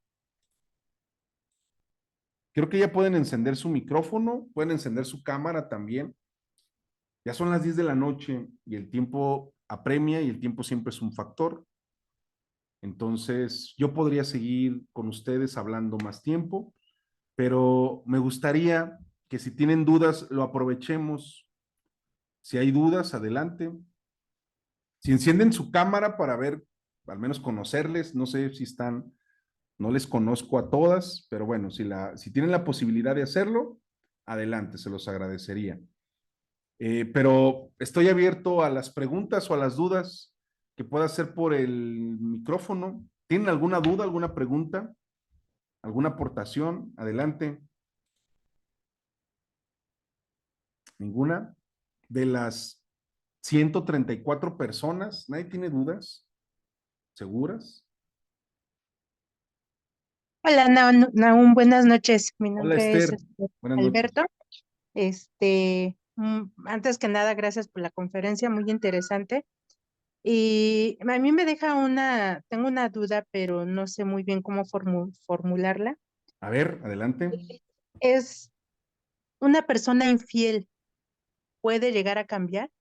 Porque puede hacerlo con una persona y va con otra y vuelve a ser infiel y este tipo de personas que, como lo mencionabas hace un momento, eh, terminan una relación y luego inician otra, pero Ujú. no, sus relaciones no son duraderas porque cae en este mismo patrón de la infidelidad, de volver a repetir estos actos de infidelidad. Y, no sé, si realmente puede llegar a cambiar, puede. Dos cosas importantes, o más que cosas, dos como análisis importantes. Número uno, el trabajo de nosotras o nosotros no sería cambiar a la pareja infiel. Ese no es nuestro trabajo. Ese sería el primero. Número dos, los antecedentes evidentemente son importantes. Los antecedentes de las relaciones de pareja que se sostuvieron son importantes. Para eso, tú tendrías primero, Esther, que preguntarte cuáles son los intereses que te interesa, valga la redundancia, compartir dentro de las relaciones de pareja. O sea, sí, vamos a lo siguiente. Dices que una persona que sus relaciones no son duraderas, son inestables, hay antecedentes de infidelidad de X o Y tipo, pero a mí me interesa relacionarme con esa persona. ¿De qué forma te interesa relacionarte? Pues me interesa relacionarme de una forma afectiva, de una forma sexual, de una forma intelectual o académica, de una forma, no se me acomoda esto, de una forma, cual sea. Hay un interés que quiero compartir. Ahí es donde tú tendrías que definir, Esther, si ya tienes, vuelvo a reiterarlo, esa información de los antecedentes en este proceso de conocer, de interactuar, de compartir, y eso para ti no es algo negociable, o eso para ti no es algo, digámoslo, aceptable. ¿Por qué? Por tus valores, por tus principios, por tus necesidades o por las expectativas que deseas cumplir al constituir una relación de pareja, volviendo a mencionar esto, ¿sí? Si esto para ti no es negociable, pues evidentemente se huye a esto, se pone un límite, se aleja, se repele, por decirlo de alguna manera. Pero cuando tus intereses son diferentes a los del otro, con este perfil que tú me describes, Esther, vamos a pensar en el típico hombre infiel, ¿sí? Que también está la típica mujer infiel, ¿vale? Esto no tiene que ver con cuestión de género. Pero pensemos en el típico hombre infiel, ¿sí? El típico hombre infiel que se te acerca y te solicita o busca la manera de tener un acercamiento físico o sexual contigo, ¿sí? El problema radicaría en que Esther diga, pues si me gusta, si me atrae sexualmente, pues ni modo que diga que no, ¿no? Pero pues ¿qué tal y si nos enamoramos? ¿Qué tal y si me presenta a su familia? ¿Y qué tal y si formalizamos? Comienzas a depositar expectativas, comienzas de alguna manera a mantener intereses diferentes a los que él está proponiendo, y ahí es donde viene esto que llamamos tensión en las relaciones, ¿sí? Comienzan las, por así decirlo, las demandas, las solicitudes, las exigencias, los reproches, los reclamos, pero no importa. Recuerda que culturalmente las relaciones tienen que valer la pena y tienes que seguir esforzándote. Y entonces seguimos luchando contra esto, ¿sí? Aunque ya tengamos la evidencia desde un inicio, cuáles eran los intereses de ese otro de querer interactuar con nosotras o con nosotros. Entonces, creo que esto que propones respecto al hombre infiel puede cambiar, lo entiendo como si Con pudiera la ser, mujer, digo, como lo mencionabas, no puede darse en ambos casos. claro, en hombre o en mujer, el hombre o la mujer, la persona infiel, perdón, la persona infiel puede cambiar. No es nuestra responsabilidad cambiarle, pero sí es nuestra responsabilidad decidir con quién queremos relacionarnos y de qué forma. Y si lo hacemos de manera responsable, ustedes saben el alcance que puede esto llegar a tener. Yo conozco personas en consulta que tienen relaciones extramaritales o alternas, como quieran llamarles, y que son muy funcionales en sus relaciones de pareja. Muy funcionales, ¿sí? Recuerden que lo funcional no es sinónimo de sano. Marquemos ahí esa parte, ¿sí? Pero son funcionales en sus relaciones de pareja.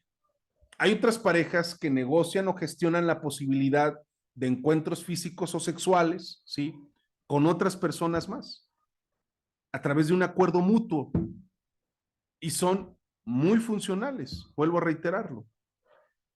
Aquí, otra vez, regresando a tu pregunta, tendríamos que definir, número uno, si la persona infiel cambia, ¿qué es primero la infidelidad respecto a esa percepción que tú tienes, ¿sí?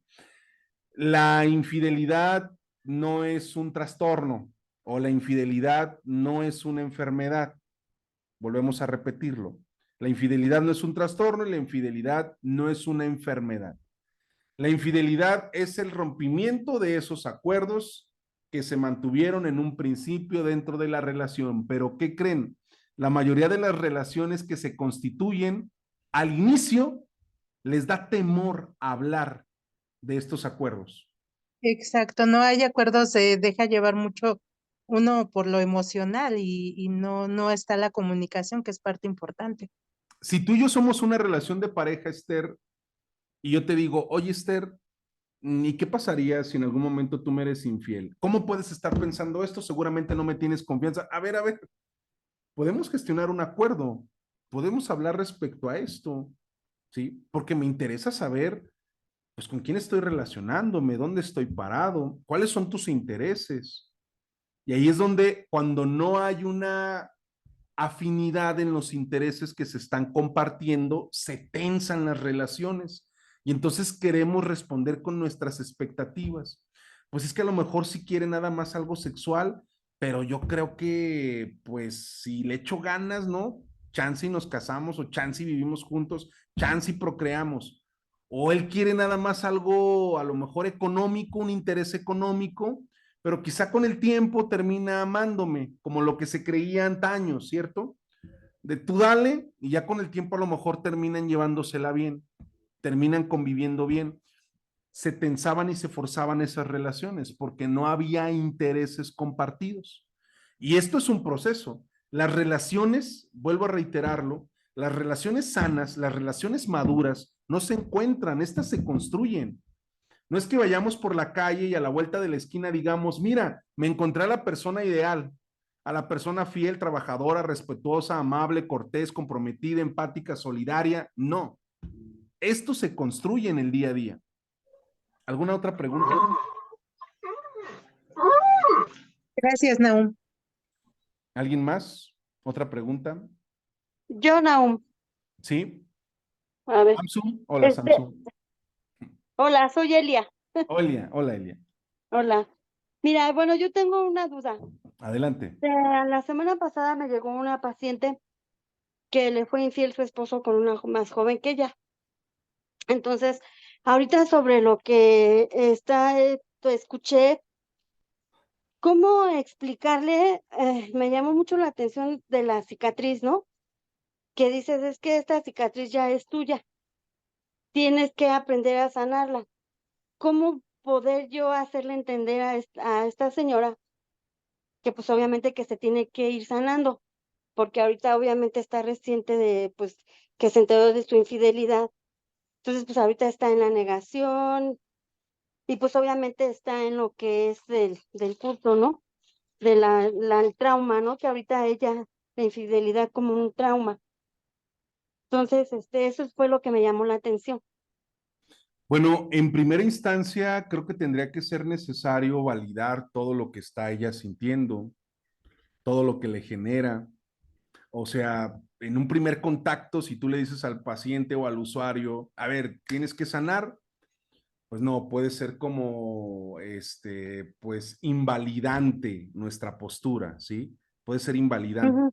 Entonces, podríamos en una primera instancia, en un primer contacto, escuchar, validar, entender, pero ya en este trabajo que a ti te interesa desarrollar, mira, hay algo que yo a veces les propongo a algunos usuarios y les digo justamente lo siguiente con base a esta analogía de la cicatriz.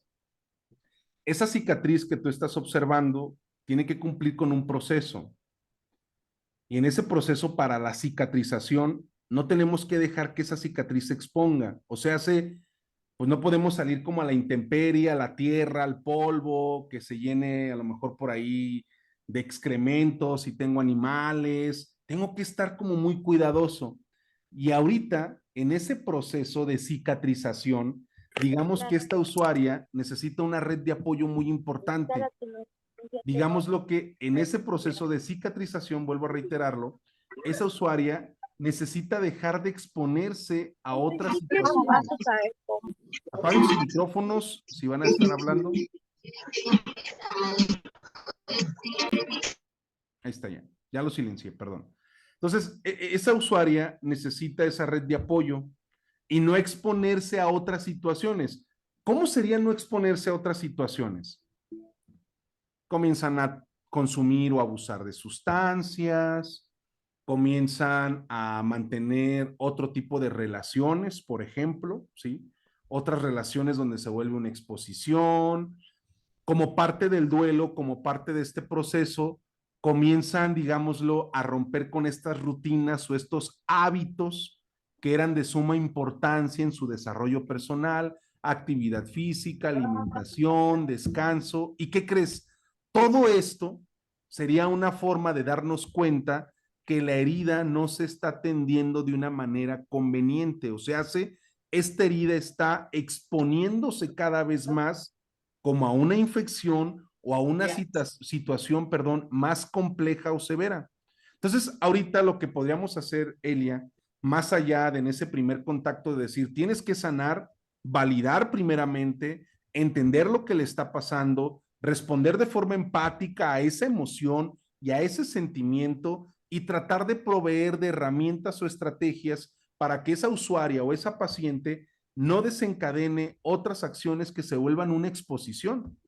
Por ejemplo, en un caso a lo mejor un poco, en un caso hipotético, ¿no? Esa usuaria, digámoslo, que quiere regresar. Ella ama a su marido. Y si uno como terapeuta o psicólogo clínico le dices, no, pues no tienes que regresar, no te quites valor, no, pues esa es una postura muy peligrosa. Tú no puedes definir, no estoy diciendo que sea tu trabajo, es algo hipotético, para que no lo percibas así. Pero uno como terapeuta o psicólogo clínico no puede percibir o hacer un juicio de esa situación. No, no, no, no, ¿cómo que vas a regresar con ese infiel? Te la va a volver a hacer. No te restes valor, primero tu dignidad y dejan de ir a consulta y después te las topas en la plaza comercial. Entonces, el primer contacto que tendríamos que hacer es la validación. Deja que ella primero pueda tomar una decisión el qué va a hacer. Y probablemente exista confusión, no sé, no sé. Bueno, no sabes qué hacer. Algo que sirve mucho ante estas situaciones son los cuentos, las analogías, las reflexiones. Tú no tomas una decisión, tú le das el material, ¿sí? Tú le das el material y la usuaria o el usuario es quien decide. Yo por ahí la sesión pasada les compartía, no es cierto, la sesión pasada no fue con ustedes, fue en otro lugar. Hay un cuento que se llama La tristeza y la furia. Denme un segundo, ¿eh? Espero que me estén viendo.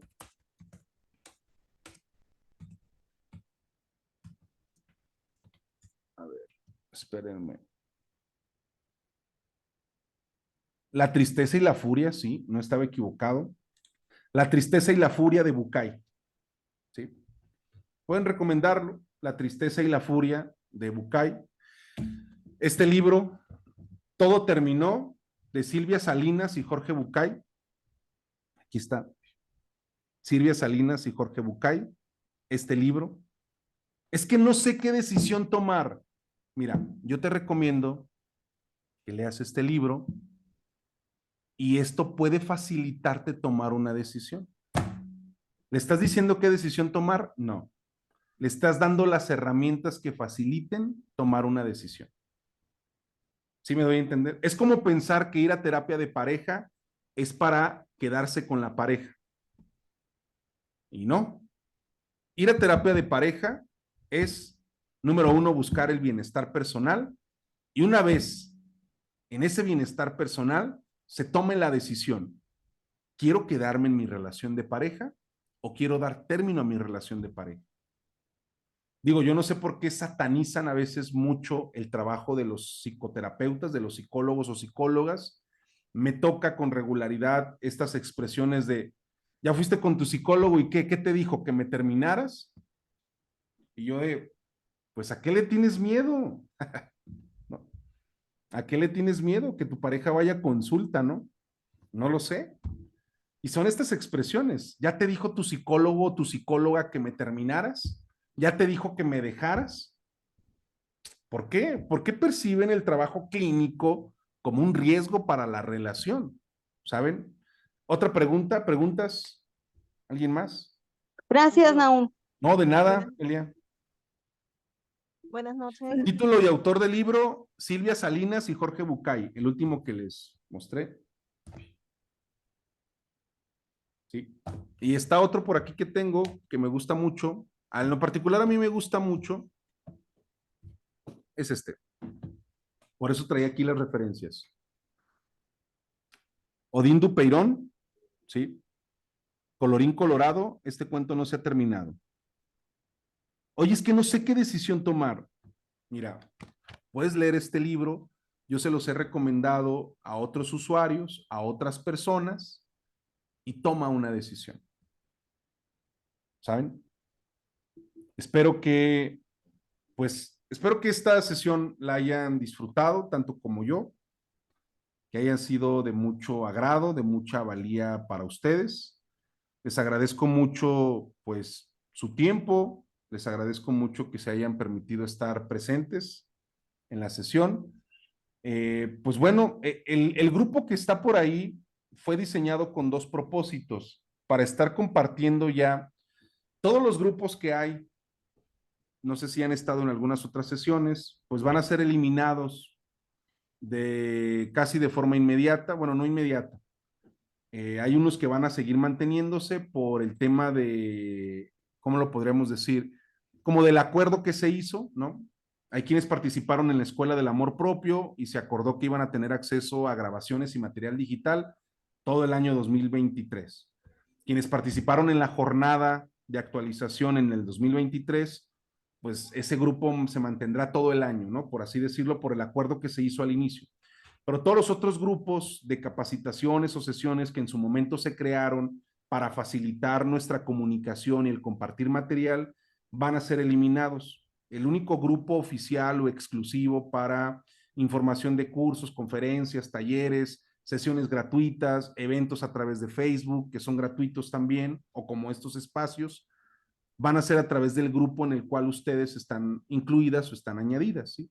Entonces, si están en otro grupo, que no sea uno de los talleres o conferencias próximas, pues sálganse, abandónenlo, porque van a ser eliminados. Ayúdenme de alguna manera a salirse ya, facilitarían un poco el trabajo. Y bueno, el grupo fue creado con ese propósito. Por ahí hay algunas presentaciones. El 1 de octubre, sí, el 1 de octubre, que es creo domingo, se va a llevar a cabo la conferencia del duelo en los niños ante el divorcio de los padres. Se va a pasar por ahí la información, en el grupo también. Se va a llevar la conferencia El duelo en los niños ante el divorcio de los padres. Ese es el 1 de octubre. El 30 de septiembre, ya me brinqué, que es, creo que es sábado el 30 de septiembre, es el taller presencial aquí en Guadalajara. El taller presencial en Guadalajara se titula El duelo por rompimiento o por ruptura amorosa. La experiencia del duelo por ruptura amorosa es aquí en Guadalajara, el taller presencial. Entonces, se puede compartir la información o les paso el chat correspondiente para que soliciten los detalles. Si hay personas de Querétaro, nos vemos por ahí en Querétaro el 4 de noviembre en el taller presencial de dependencia emocional y codependencia. Y en Ciudad de México, que ya hay por ahí como 10 personas inscritas, gracias. Nos vemos el 5 de noviembre en Ciudad de México en el taller Aprender a Soltar. Por allá nos vemos. Entonces, seguimos en contacto. Muchas gracias. Les mando un fuerte abrazo y que tengan una excelente noche. Gracias a todas y a todos. Gracias, buenas noches. Gracias, buenas noches. Adiós. Buenas noches. Gracias, gracias. Gracias, buenas noches.